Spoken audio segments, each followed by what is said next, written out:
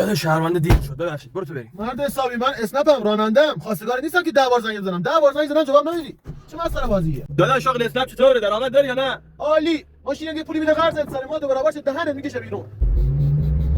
پف داداش چوسیدی؟ داداش شهرونده ایباد شکمم بود. او داری تو ماشین؟ میریدی؟ خدا وکیلی پیرمردا حق ما رو خوردن. هر چی مسافر دختر میخوره داخل پست پیرمردا، یه آدم سیبیل کلافتی مثل تو میخوره داخل پست من. داداش مسیر رو داری اشتباه میری یا؟ مسیر من اشتباه نیست، اشتباه زندگی توئه که توش اسنپ میگیری. میگم شهرونده عزیز کولرم داری؟ کولر ندارم ولی هوا تو دارم. داداش میگم الان جز اسنپ شغل دیگه هم داری یا نه؟ داداش من خودم کارخونه دارم. این اسنپم که میبینی کار میکنم، حوصله‌ام سر نره وگرنه پولشم که اصلا برام مهم نیست اصلا. داداش خیلی ممنون، خیلی زحمت کشیدی ها. قابل تمام داشت اصلا. قربان شما. فدات شم. عزیزی. بفرما زدم به حسابه. قابل تمام داشت. این چرا 35 تومنه؟ کاکو شهروند 2 تومنشو نداشتم. نداشتی؟ 2 تومن هم بده مردی که. 2 تومن بده.